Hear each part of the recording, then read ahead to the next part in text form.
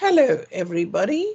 It's me, Fee, otherwise known as White Zulu, and welcome to another chapter from Zulu Mists, which is the sequel to White Zulu. Never published it, but here it is in video format. This one is called Back at Gelncruitten, Chapter 17, 1973. I woke the following morning again with a shock, realizing that my nightmares were true. Ba had told me brusquely that Fred's sisters and brother were coming up that day. I'd rather not see them if you don't mind, I said, intending to lie low with Grandmum and Alistair and allow the family to grieve in their own way. Ba, still distraught, misunderstood my meaning and was furious. You can't stop his brother and sisters from coming up here. You have no right to do that. I tried to explain that it wasn't what I meant, but she wasn't listening and stormed off. I began to feel very ill, nauseous from the breakfast which I'd only eaten out of politeness, accompanied by Bob's cigar. I went and lay down after breakfast while Grandmum took Alistair out for a walk, bless her, in his pushchair. I was woken by somebody gently touching my arm and opened my eyes groggily. It was Mum, and standing next to her was Dad. We've come to take you home, she said, and Dad nodded. It's no place for you here, he said grimly. I suspect he'd already sussed how the Mackay Jameses were treating me. After warm goodbyes to Grandmum, who'd been such a help, my parents scooped Alistair up. Mum repacked the 2 small bags we'd taken from the house and calendar, and we were off to a hotel in Oban, where we could have peace until travel plans could be made to take Alistair and me back to South Africa. There was a problem. Alistair had no passport. I had still been travelling with a South African passport and was planning to change it to a British passport when I had to renew it. Fred had a British passport, but we hadn't thought to put Alistair onto it as yet, as we hadn't intended to travel anywhere for a while. So Alistair had to be issued a new British passport of his own, according to the Home Affairs Office in London. This could take anything up to 10 days. Magnanimously, the Mackay Jameses allowed us the use of their flat in St. John's Wood, so we could stay there without having to pay expensive London prices at hotels while the process went through. The day Dad drove our hired car to Glasgow Airport to catch a flight to London, we had to pass the crematorium. It was the same day as Fred's funeral, but Dad had refused to allow me to attend. He'd always been of the school of thought that women did not attend funerals, and whenever there was one, he went alone.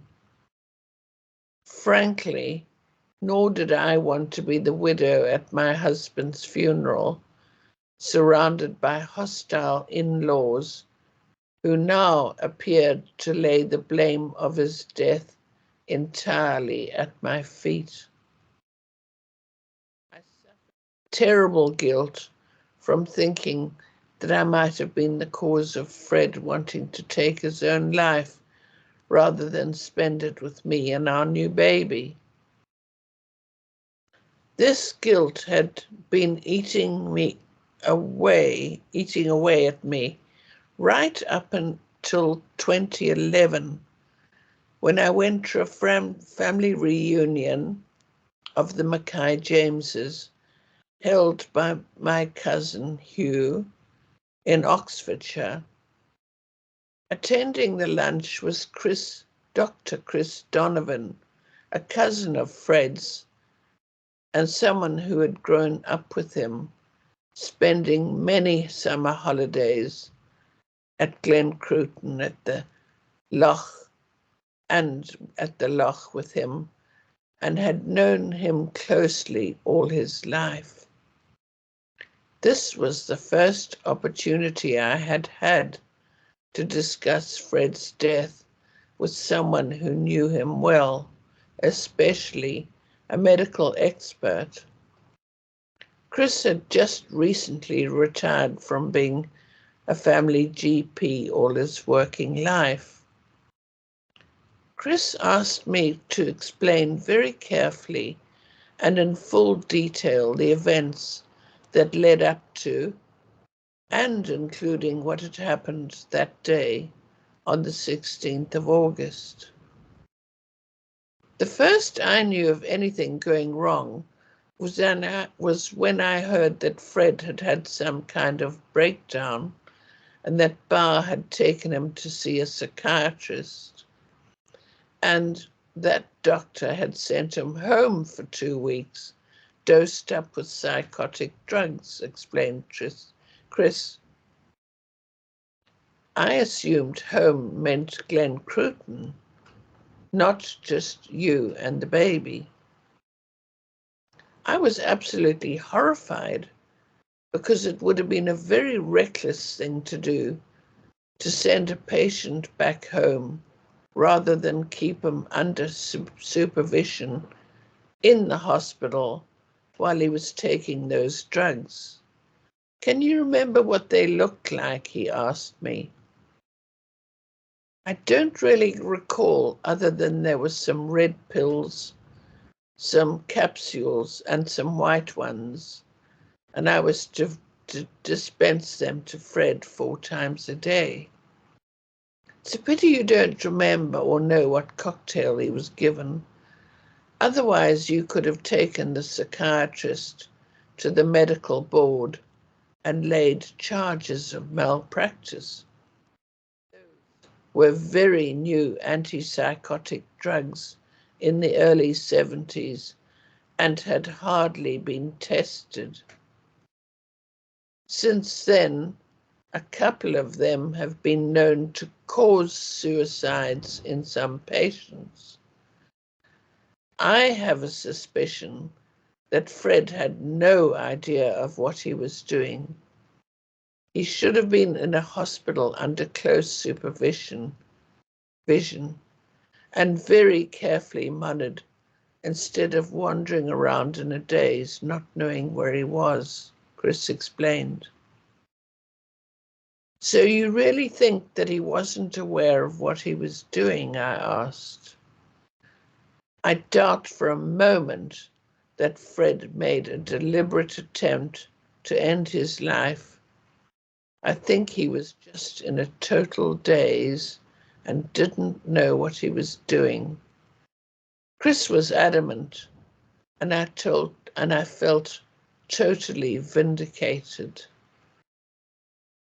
For the first time in over 40 years, I felt the gift lift off me ever so slightly.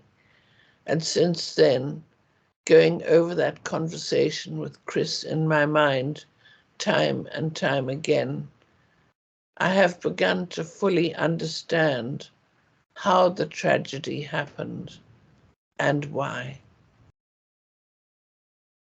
We arrived at the Mackay James flat in St. John's Wood and Dad rushed off to the South African embassy to find out if Alistair could be put onto my passport in order to travel home.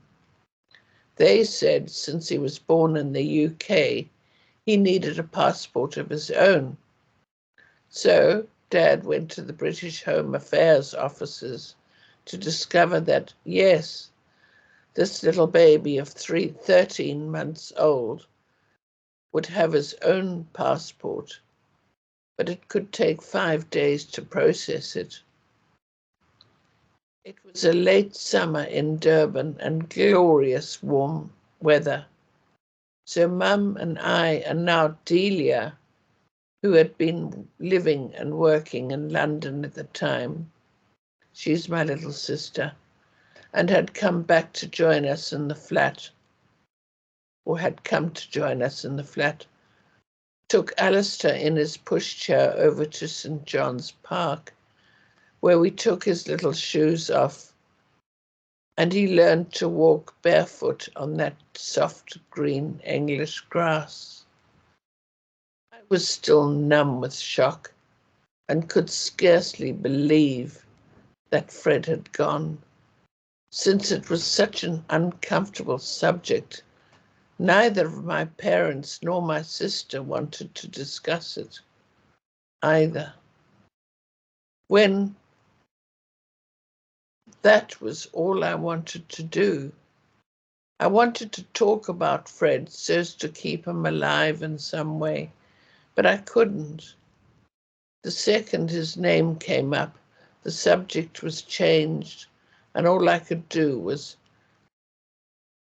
hug my grief to myself in reply graciously through gritted teeth to all the people who said, "You're so lucky to still have Alistair," because I didn't feel lucky at all. I wasn't sure that I wouldn't rather have lost Alistair and still had Fred, which is an unconscionable thought. I missed him so terribly. The day finally arrived when the passport came and we could get on a South African Airways back to my home country.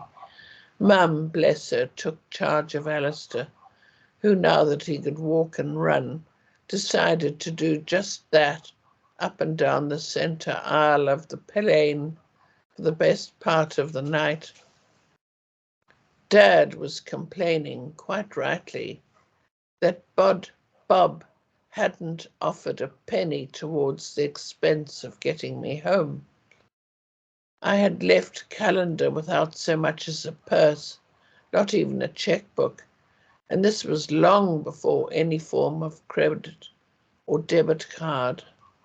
In effect, I was penniless, and Dad had to foot the bill for my and Alistair's flights back to South Africa and all the other expenses incurred. I took a sleeping pill and dozed in and out of the most terrible nightmares, jerking awake to find I was still a widow and that Fred had gone forever. That's it for this time. Thank you so much for listening. I want to thank John for all the hard work he does in creating these videos with me, and also to Sean van Vuren for uploading them to the web,